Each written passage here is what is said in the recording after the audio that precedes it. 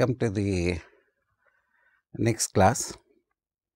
In this class, we will continue our discussion on the graphite furnace atomic absorption spectrometry or electrothermal atomic absorption spectrometry.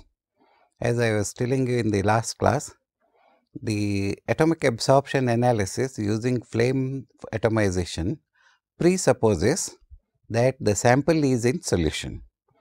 For the analysis of solids in ppm level, bringing the sample in solution itself involves a dilution, so that the concentration of the analyte will in ppm level will become a small fraction of the original content during dissolution itself. Plus you add the atomization efficiency, that is only about 13% of the sample.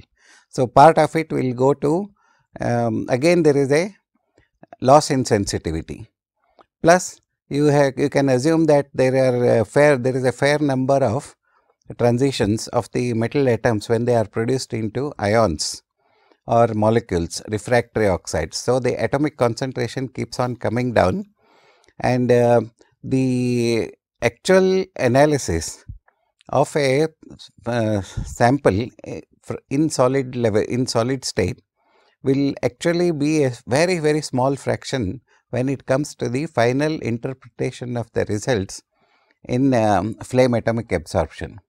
So, the restriction of the burner design and other systems also causes a deterioration of the flame stability. So, all these factors tend to limit the atomic concentration in the flame, leading to a significant reduction of sensitivity and the limit of detection.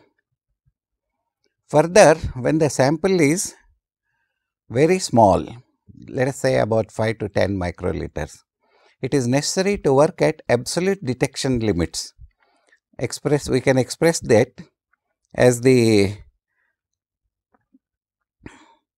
in the microgram levels.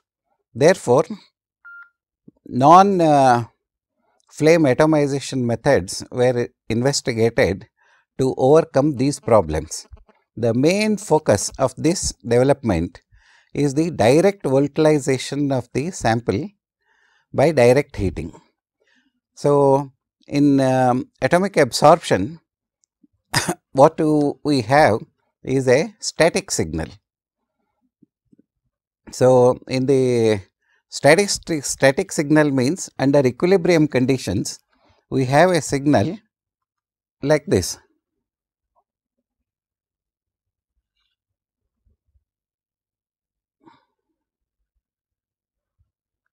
So, in flame atomic absorption, this is the absorbance signal and this is the concentration.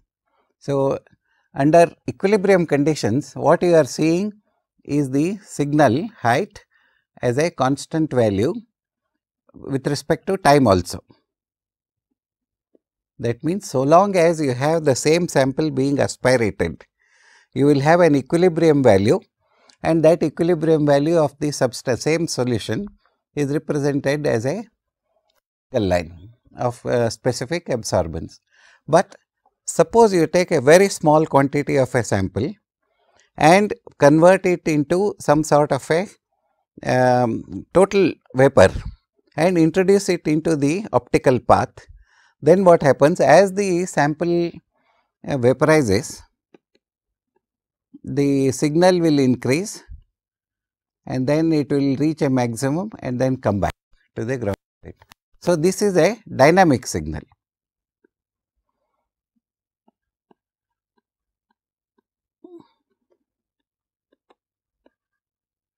This happens in graphite furnace or electrothermal. This is in the flame. So, the possibility of absorbance value being much more nearer the realistic values is much more in electrothermal. You are not losing part of the sample during vaporization, etc., the vaporization efficiency is always 100% if you take a small sample and vaporize it completely. So, this is what we are looking at.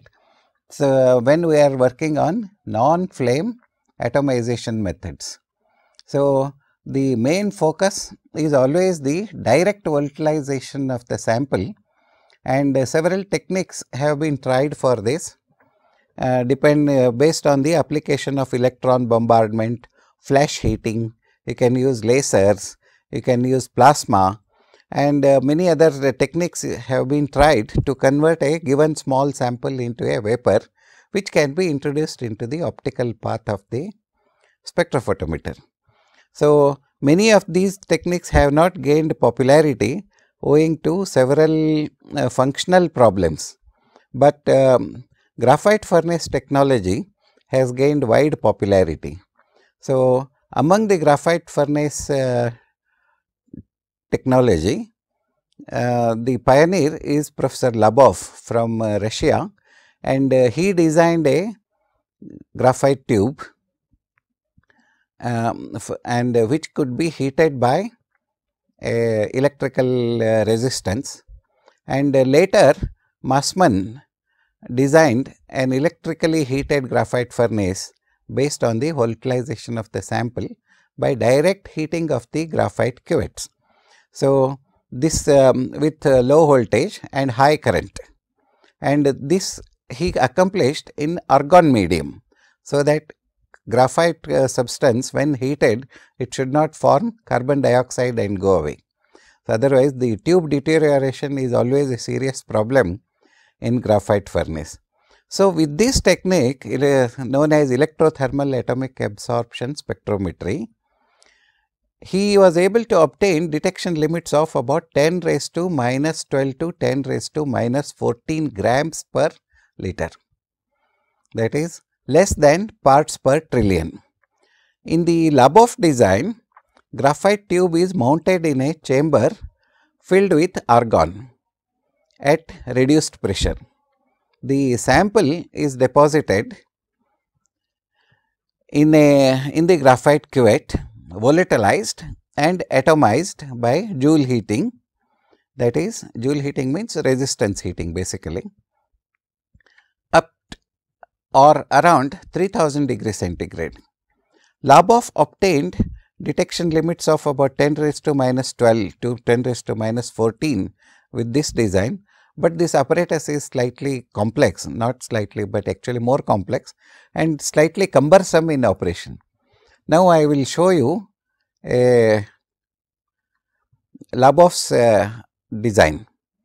What he has in this case, here where my arrow is pointing, you can see a graphite tube, and this tube is in contact with two contactors. These two contactors are heated electrically, these round ones what you see here, they are in contact with the graphite tube, and this he heated, and the whole system is what you see on the top is a cover, and that sits exactly on the circumference of this, and here there is no loss because most of the arrangement is airtight, and he could evacuate it comfortably and operate it under low pressure and give the heating also.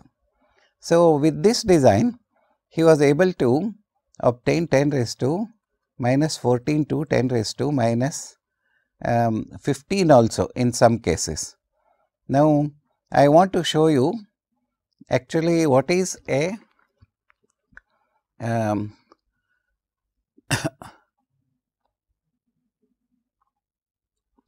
graphite tube. Graphite tube is approximately about 5 centimeter length. It is a hollow cylinder. This is about 5 centimeter, and there is a small hole at the top, and the sample is deposited here. And when you heat this graphite tube with contacts like this,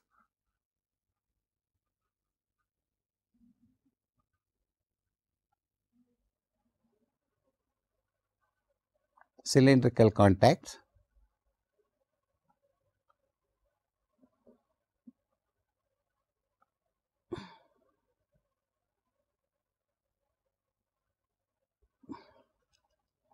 You will be able to, this is 5 centimeter and the diameter of the tube is about 3 to 5 mm.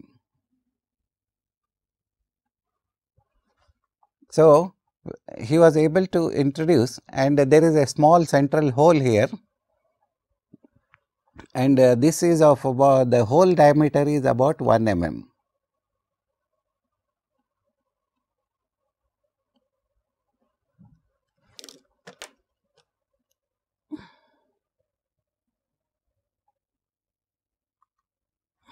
The whole diameter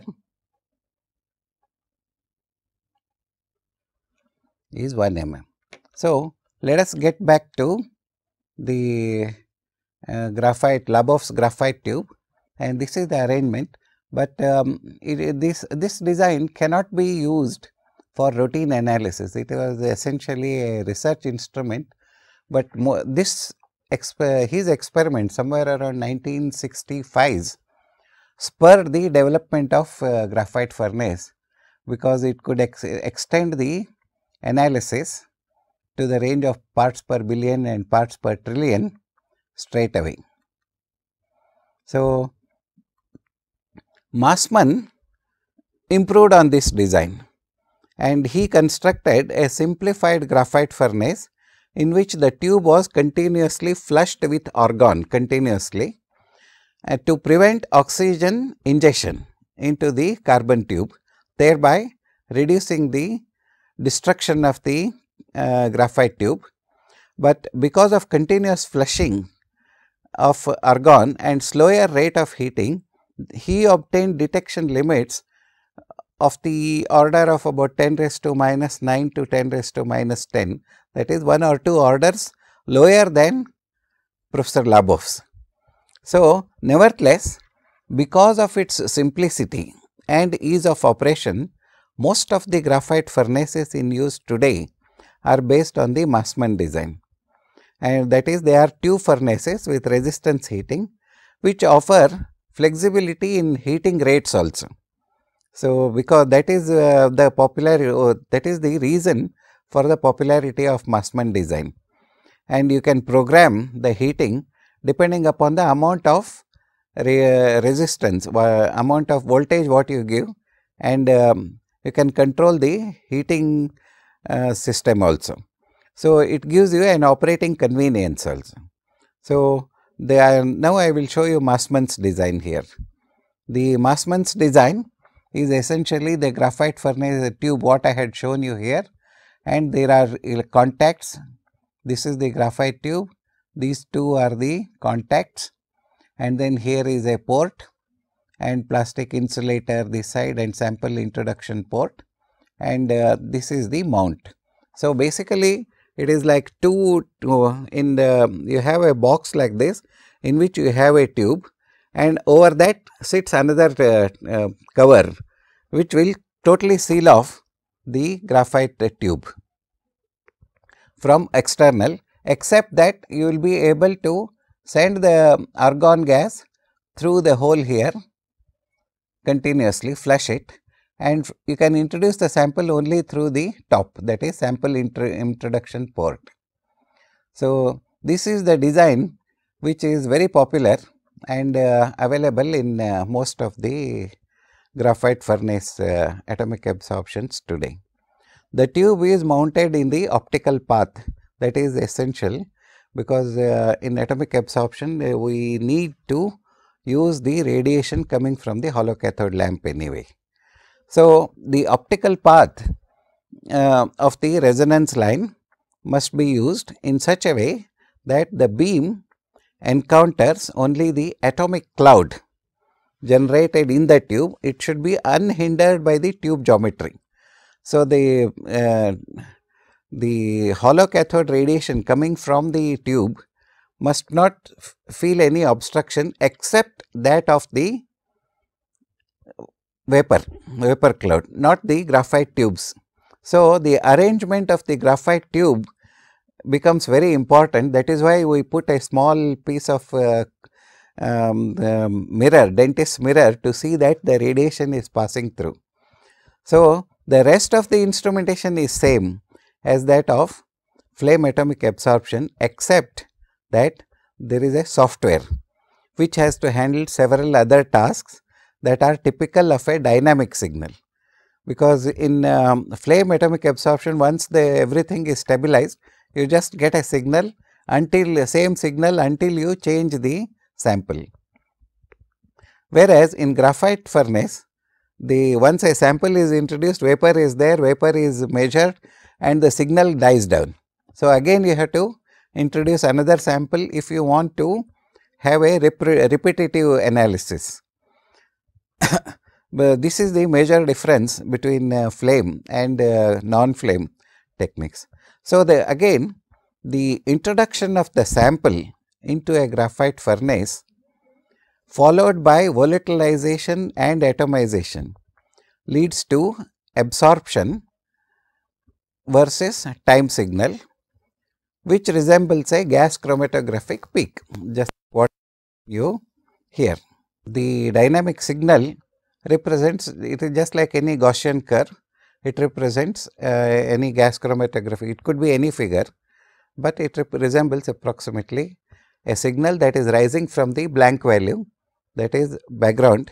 It reaches a maximum crescendo, comes back to the base value. So, the shape of the curve is dependent upon the total number of atoms injected as well as the residence time of the atoms in the optical path. So, if you want to increase the absorbance, what you should do is the atomic cloud should be there for longer time before it dissipates away. That is why whenever we want to measure atomic absorption, we always want to stop the gas, argon gas. During heating, we do not want the carbon tube to get oxidized and decay. But during measurement, we do not want the gas because we want to retain the gas cloud as long as possible. So, in graphite furnace, what we need is the height of the signal. In flame photometry, flame atomic absorption, we measure the height of it because height or area does not matter in flame. Whereas, in graphite furnace, depending upon the matrix, part of it could be coming out early, part of the analyte may come out longer. If it remains occluded in the given sample, it may vaporize slowly. So, it is better to take the peak area as the basic measurement unit rather than peak height. So, either the peak height also can be taken for atomic in graphite furnace, but peak area can be measured as a function of concentration that is more suitable for routine applications, because it takes care of the matrix variations. So, what are the characteristics of the graphite tubes? For a good signal, the graphite tube should be as long as possible, because it can hold the vapor cloud in a longer path, and optical path for measurement absorbance is a function of concentration, wavelength as well as epsilon, molecular extinction coefficient, in this case excitation coefficient. So, and it should be as narrow as possible, because then we can increase the absorption, and this facilitates longer residence time and therefore good absolute sensitivity. We are talking more and more absolute detection levels in graphite furnace compared to a relative concentration level in atomic absorption flame. So, the dimensions of must be such that the whole tube should have uniform temperature.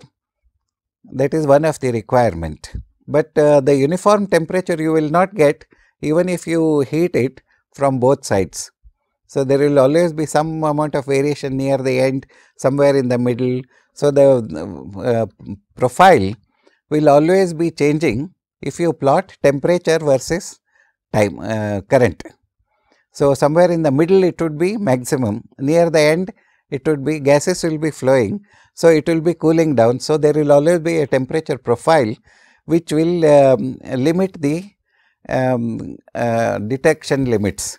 Therefore, the dimensions of the tubes must be such that it should not be too long and lead to positional errors with respect to temperature. That is one thing, and that means it should have uniform temperature, though this is seldom the case. Apart from good geometry, what else is important? The tube material and surface characteristics. So, the tube material, you can use graphite furnace, you can use a glassy graphite, you can use any ordinary metal tube also. Earlier people had tried tungsten as well as niobium tubes of the same size, but subsequently graphite tubes have become more popular. But so, the tube material and surface characteristics are also very crucial in electrothermal atomic absorption spectrometry. It is well known that at high temperatures, graphite surface is highly permeable to metal atoms. Suppose you put the sample and then you heat it, metals will go into the graphite furnace, graphite surface, rather than remain outside. So, we need to have a surface where the metal atoms will not go into the matrix. That is very important for us. So, what do we do for that? Is we might try to make a graphite tube something like this, in this range. Here it is the center diameter, here it is the angle is alpha, and here it is this thing. So, D is B plus 1 tan alpha. These are the optimum dimensions to determine any metal for that matter, and attempts to prevent the permeability. There were always problems initially, especially for the first 10 to 15 years. The permeability was the biggest problem in graphite furnace. So, people have tried treatment of the tubes with tantalum, molybdenum and tungsten salts. What you do is you take a graphite tube and dip it into tantalum salt, so that it gets a metallic finish. And people have tried tantalum, molybdenum and tungsten salts. These things have resulted in better sensitivity and reproducibility also. This was actually attributed to the sealing of the cracks and defects in the graphite surface. So, actually if you take a close look on the surface of the graphite tube, you would not see a very smooth this thing at electron microscope level. You will see lot of cracks and defects in the graphite furnace, graphite surface. So, what transpired subsequently is Labov found that the tubes made of pyrolytic graphite graphite had the same properties like this tungsten and molybdenum coated salts. So, the pyrolytic graphite also prevented the permeation of the metals into the graphite surface matrix. So, a dense, hard and impermeable oxidation resistant pyrolytic layer of about 30 to 50 nanometers is highly resistant to oxidation. This permits the determination of refractory elements with highest sensitivity. So, this is what is being used nowadays. So, the graphite surface characteristics are like this. Initially, if you take a normal graphite tube, you would always see that the whole surface is filled with cracks like this.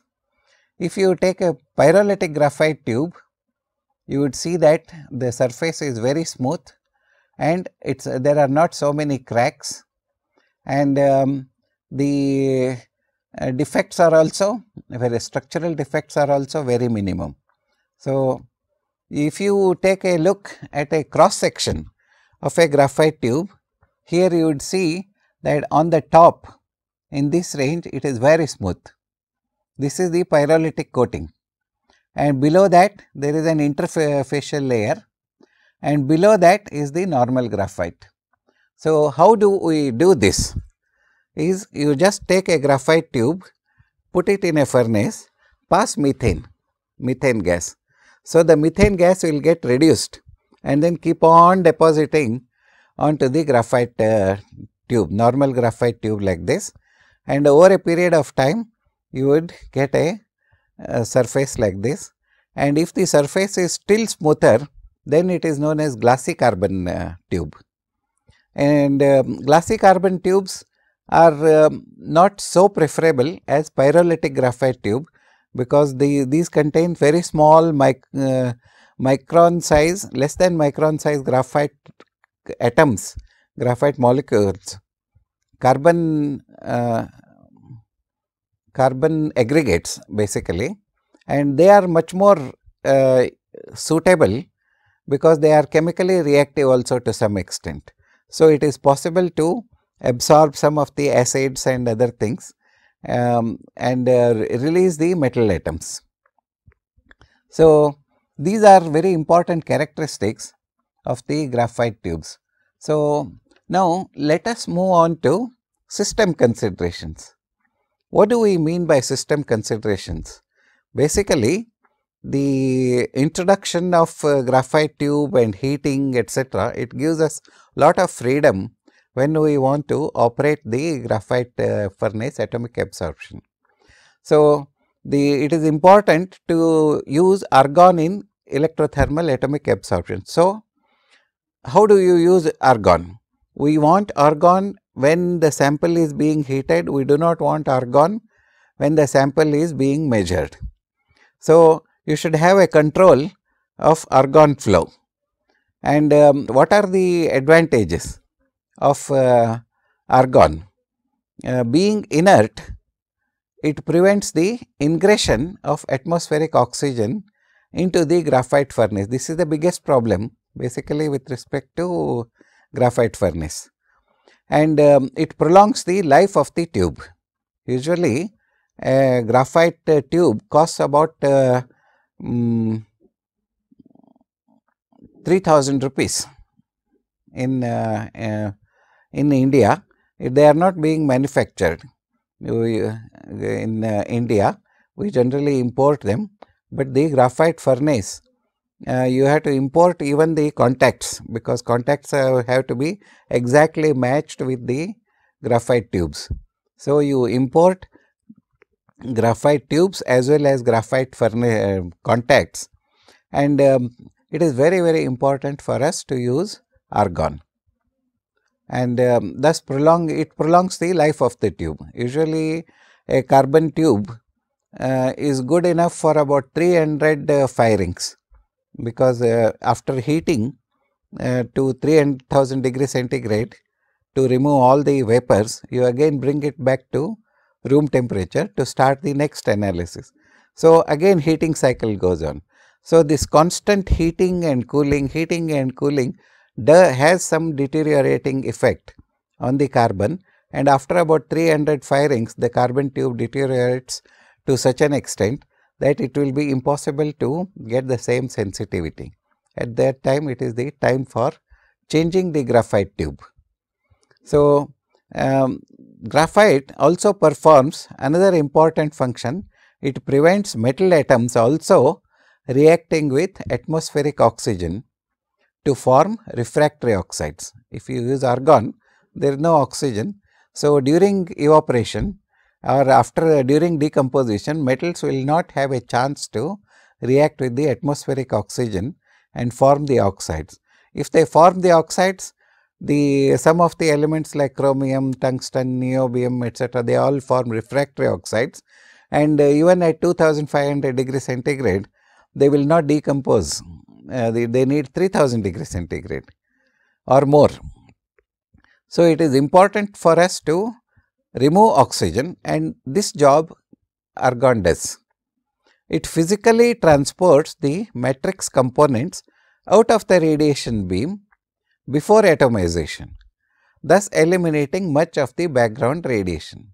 This point I want to explain a little further, because when you are introducing the sample in a graphite tube, you are introducing it as a liquid, and what we want to do now, we are passing the argon gas, we are heating the sample to get the atomic cloud, and this heating is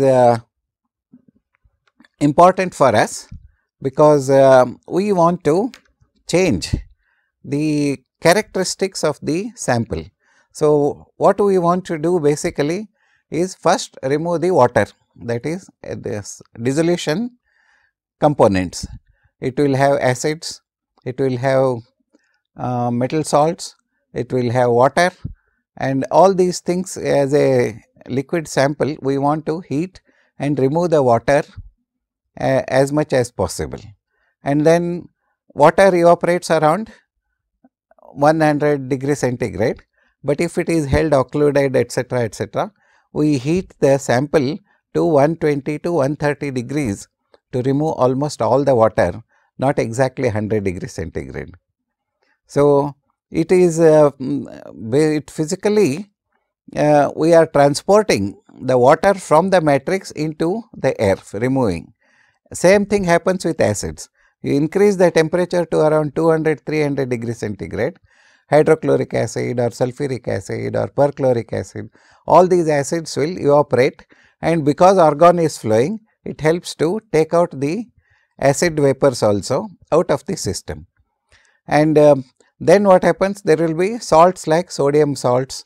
Suppose you want to determine gold in seawater, there is about 3.5% of salt, sodium chloride, and suppose we heat it to about 850 degrees centigrade, salt will melt and boil, and then it will evaporate. So, if around 1000 degrees centigrade, if I heat, there will not be any more sodium chloride, but gold will remain. So, like that it is possible to remove most of the matrix components out of the radiation beam before atomization itself. This is part of the pre-treatment program. So, thereby what we achieve is eliminating much of the background radiation due to all these effects. So, argon does another important function, that is, it is possible to precisely control the flow of the purge gas or argon, or even reduce it to 0 during the measurement to obtain better sensitivity. During measurement we do not want argon. So, if we stop the argon flow, no other gas also will enter because of the high temperature, and you will be having pure metallic cloud, elemental cloud during the measurement. So, this brings us to another important aspect of electrothermal atomic absorption, that is temperature control. So, in electrothermal atomic absorption, it is possible to heat the tube and hence the sample also at a controlled rate in a series of stepwise increments. This permits the removal of unnecessary matrix components in a predetermined manner. Thus, for example, just now I explained to you that it is possible to raise the temperature of the tube to 90 degrees within 1 second, and 1 second ramp it to 120 degrees centigrade. That means, I simply raise the temperature to 90 degrees. Afterwards, I will say give a command, heat the sample at the rate of 1 degree per second.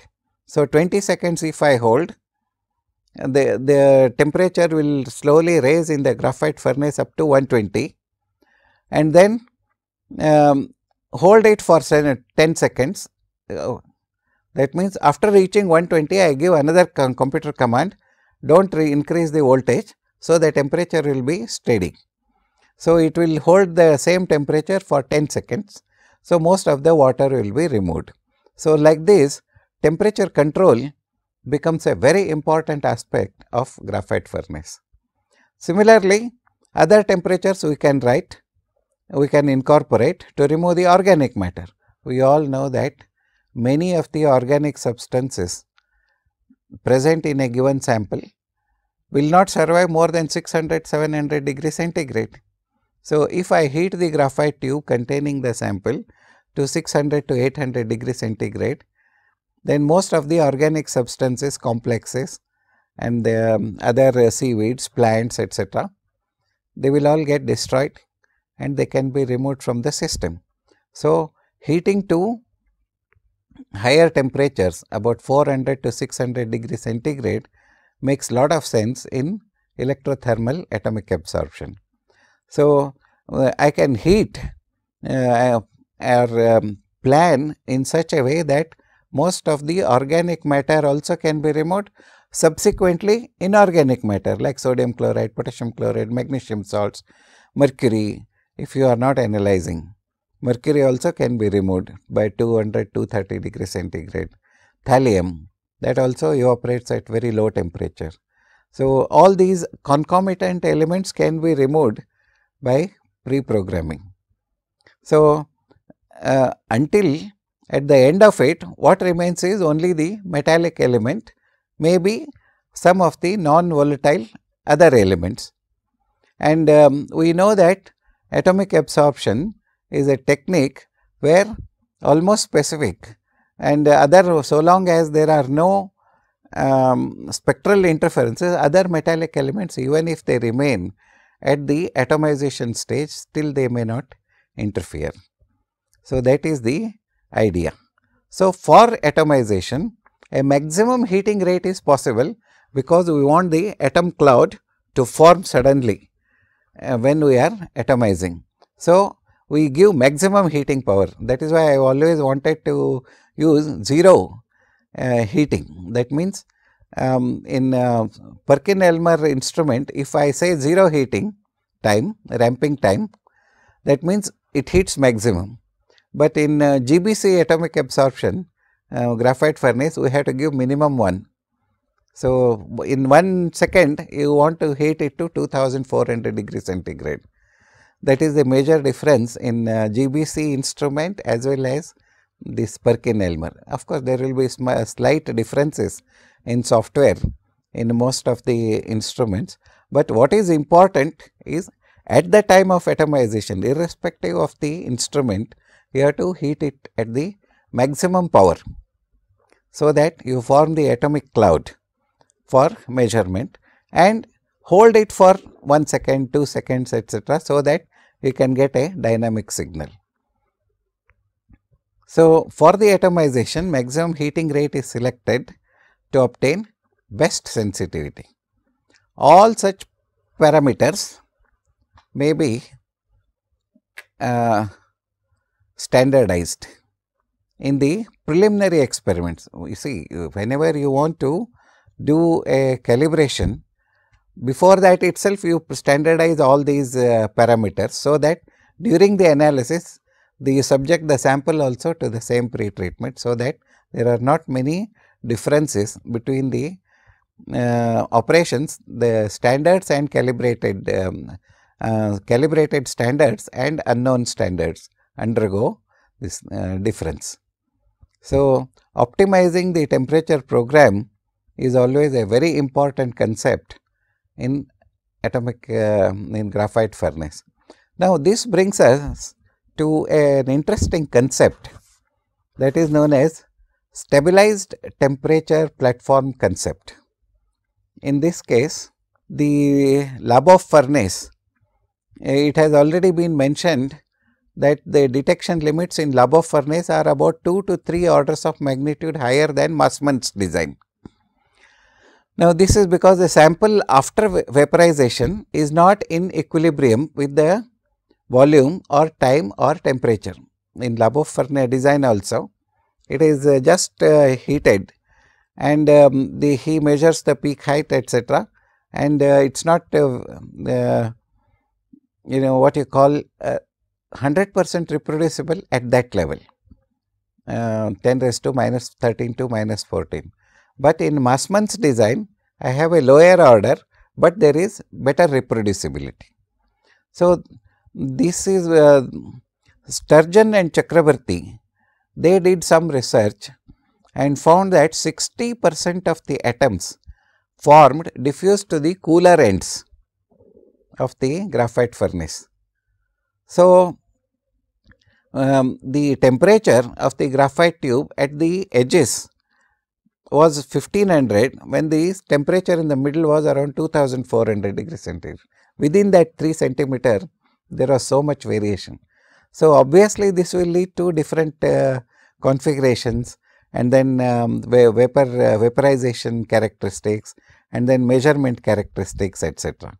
So, equilibrium with time is much more difficult to achieve, not equilibrium with respect to temperature, with time also. So, all these considerations, what we are going to do is avoid the variation in the temperature, variation in the time, etc. And here a platform is introduced. That means, in the graphite tube, I want to introduce a platform like this. So, this platform just slides into the graphite tube somewhere below the below the sample introduction point.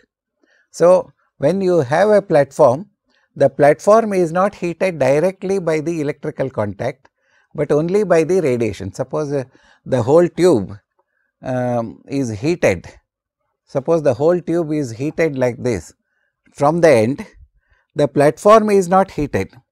So, as the tube temperature increases, platform gets heated.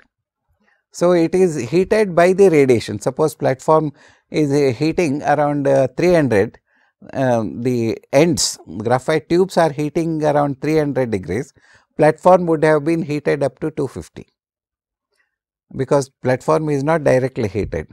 So, it is heated by radiation only. So, what happens at the platform, the temperature is much more steadier than at the ends.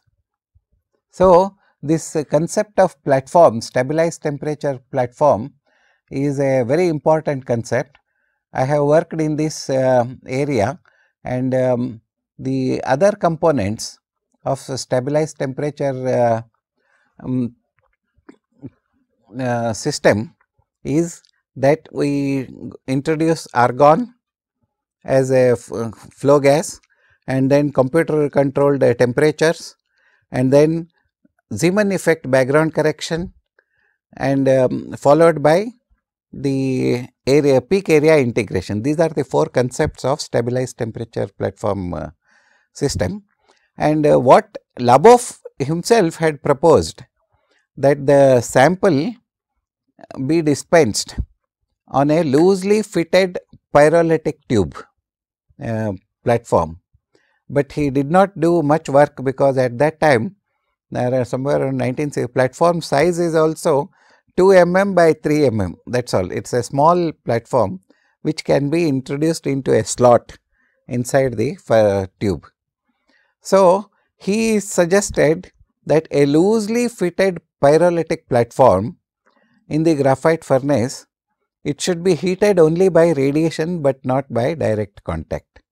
Such an arrangement does not permit heat conduction at right angles to the plane of graphitization. In such an arrangement, platform temperature follows the tube temperature with a little sluggishness. Slowly it will try to come up to the tube temperature. So, this permits better equilibrium conditions, so that the vaporization, evaporation, and then all these things are slightly more under equilibrium conditions on the platform, instead if it was in the tube at the bottom. In such a system, it has been proved that interferences are also very low. in platform concept, STPF. So, another concept is automation. So, in graphite furnace again the sample has to be handled is very small, of the order of about 5 to 10 microliters, but the sensitivity is very high. The sample has to be introduced exactly in the same spot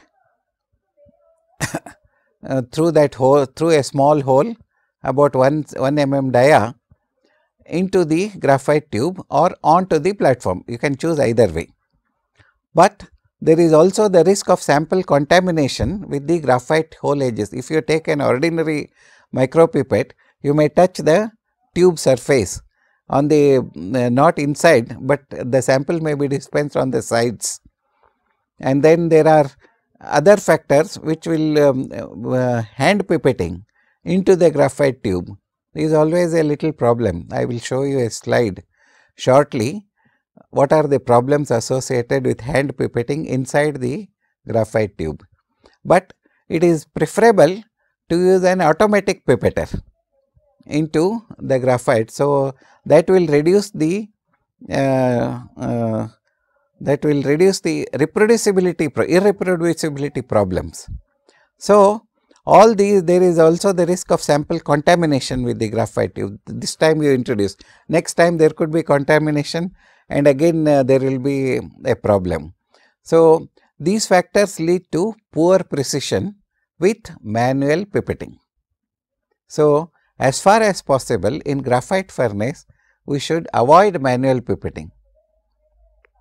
It is also cumbersome actually, because first you have to, if you want to make a calibration, first you introduce 10 microliter, then you introduce 20 microliter to make the calibration, and there could be errors, manual errors or statistical errors in the incorporated in the pipette itself. Therefore, automatic pipetting is preferred. Several programmable automatic dispensing units with Teflon capillary are available now in the market, but just about 10 years before they were all curiosities. Even about 15 years before, they were all curiosities. People were still doing experiments how to introduce the sample through a capillary, whether to introduce through a metallic capillary or a Teflon flexible Teflon tubing fitted to a metallic metallic support, etc. So, nowadays they have, most of these problems have been solved, and automatic pipetting is also part of the stabilized temperature concept. So, they are all available as standard accessory. The reproducibility with automatic dispenser is about 1% with a relative standard deviation of 4% compared with 5% for manual pipetting, and RSD is approximately 3.2. For my next slide, we will show you this automatic system for sample introduction. This is a sample carousel, and we have an arm with a tube here. The arm, the sample carousel will rotate, the arm will come here, take the sample and then go up and introduce into the graphite furnace.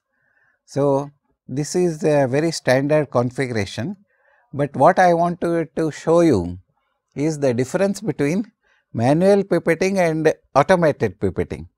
So, see, look here, in this figure I have drawn the determination of iron with manual pipetting.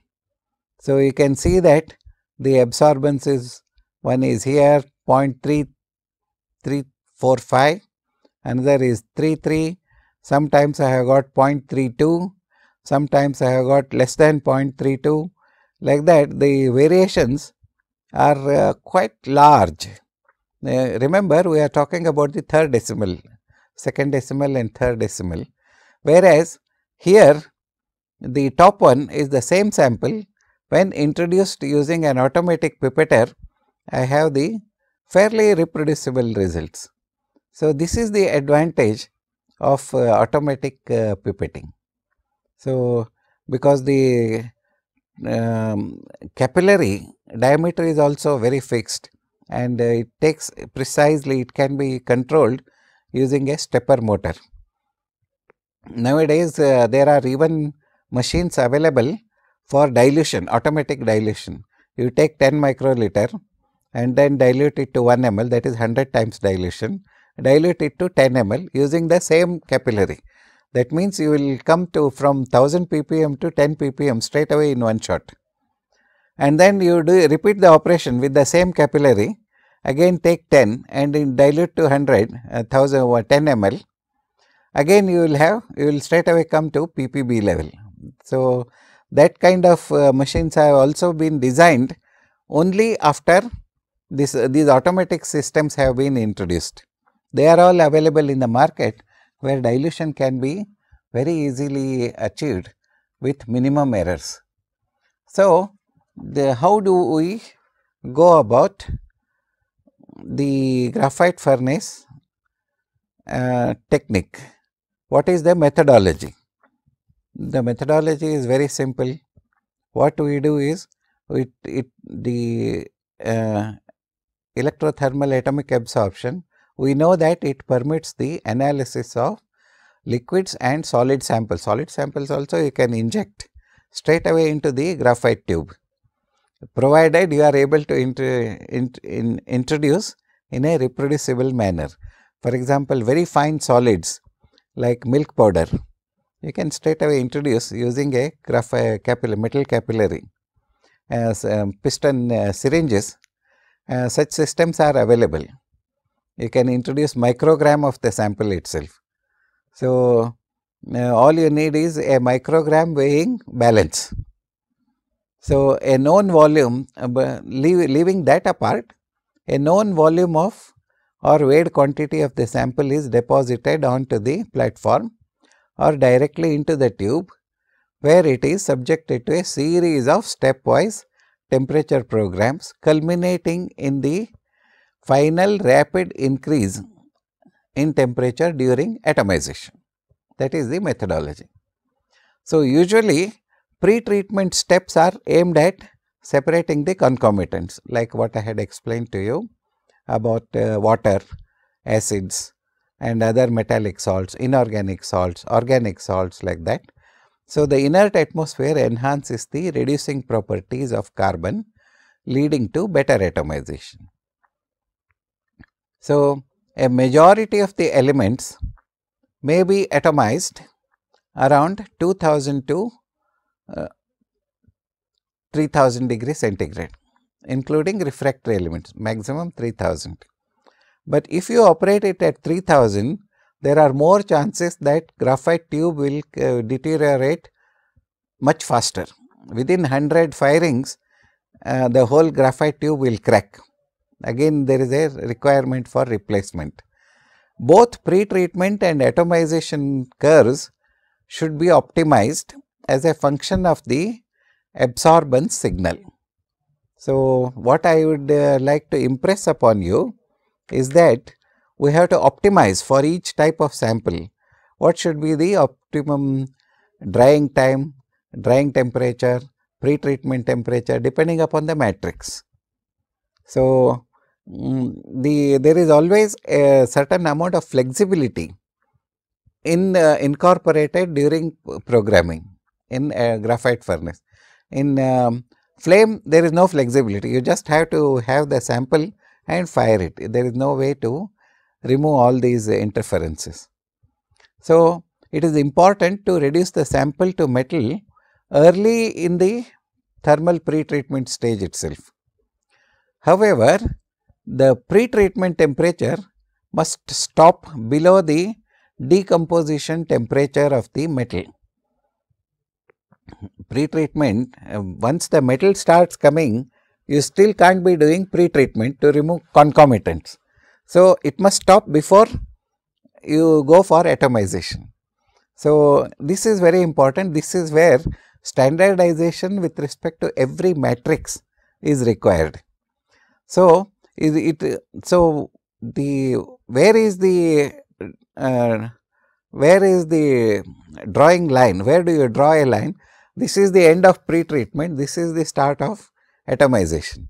So, you should have two research programs, one for pre-treatment until you keep on increasing the temperature until you get the maximum signal, and the moment the signal stops drops slowly, that is your pre-treatment limit.